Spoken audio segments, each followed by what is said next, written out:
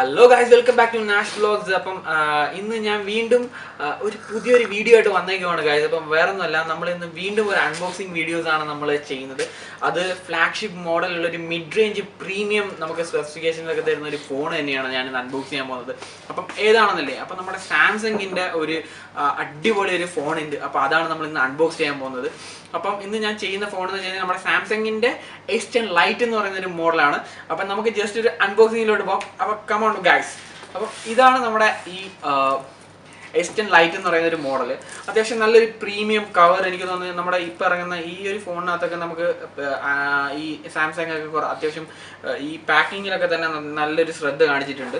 നോക്കിയാൽ ഇതിൻ്റെ ഒരു കവറൊക്കെ കണ്ടു കഴിഞ്ഞാൽ തന്നെ നമുക്കൊരു പ്രീമിയം ലുക്ക് തന്നെ തരുന്നുണ്ട്. അപ്പം നമുക്ക് ജസ്റ്റ് ഇതൊന്ന് അൺബോക്സ് ചെയ്യാം. അപ്പോൾ ഗൈസ് നമുക്ക് ജസ്റ്റ് ഇതൊന്ന് ഓപ്പൺ ചെയ്ത് നോക്കാം.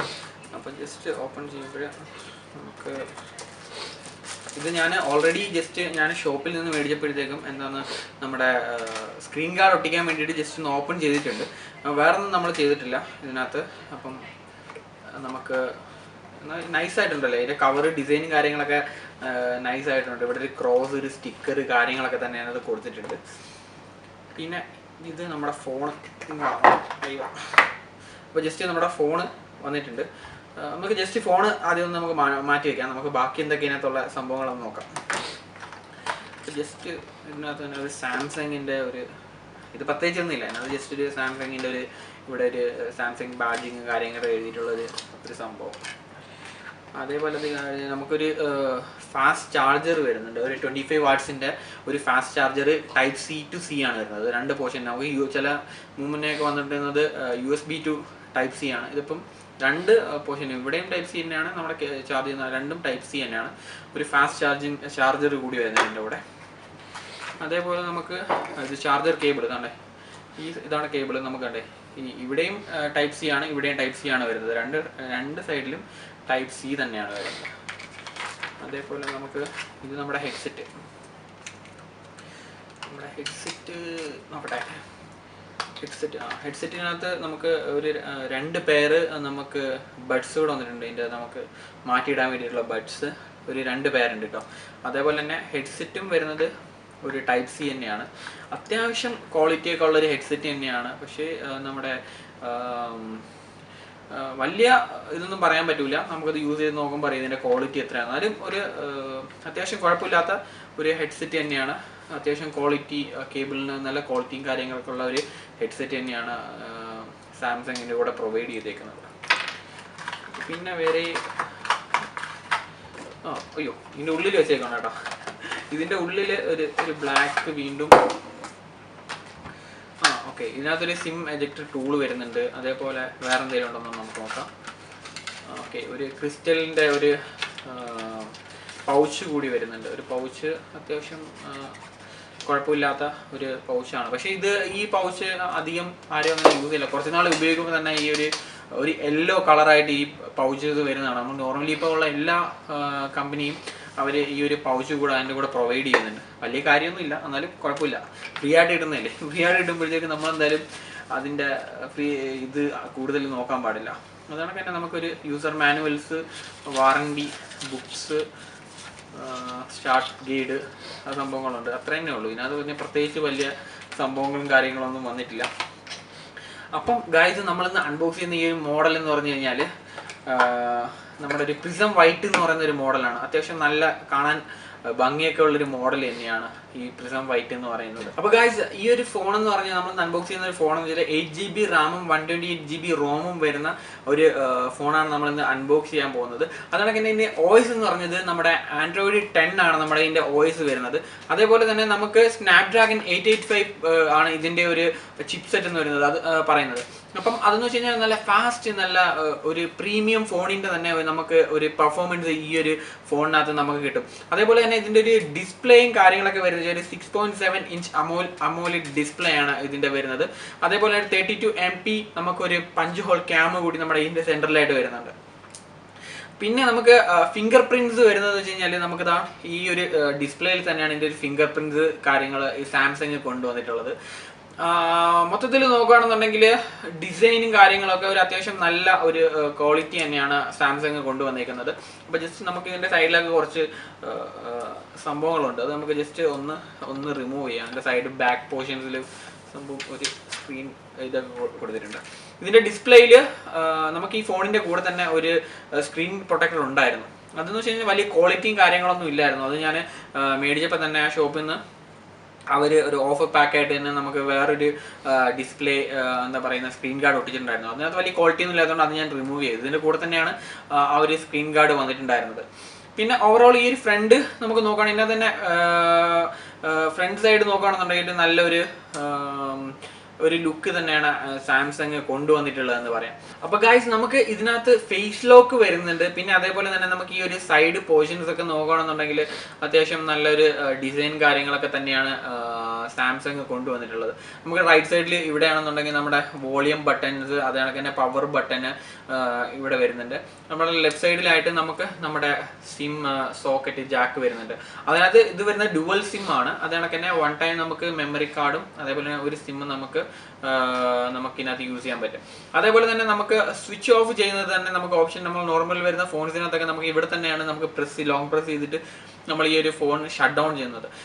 ഇതിനകത്ത് വന്നേക്കുന്നതെന്ന് വെച്ച് കഴിഞ്ഞാൽ നമുക്ക് ഈ ഒരു സ്ക്രീനിനകത്ത് തന്നെ നമുക്ക് സ്വിച്ച് ഓഫ് ഷട്ട് ഡൗണിൻ്റെ നമുക്ക് സെലക്ട് ചെയ്തിട്ട് ഓഫ് ചെയ്യുന്നതാണ് ഈ ഒരു മോഡലിനകത്ത് കൊണ്ടുവന്നിട്ടുള്ളത്.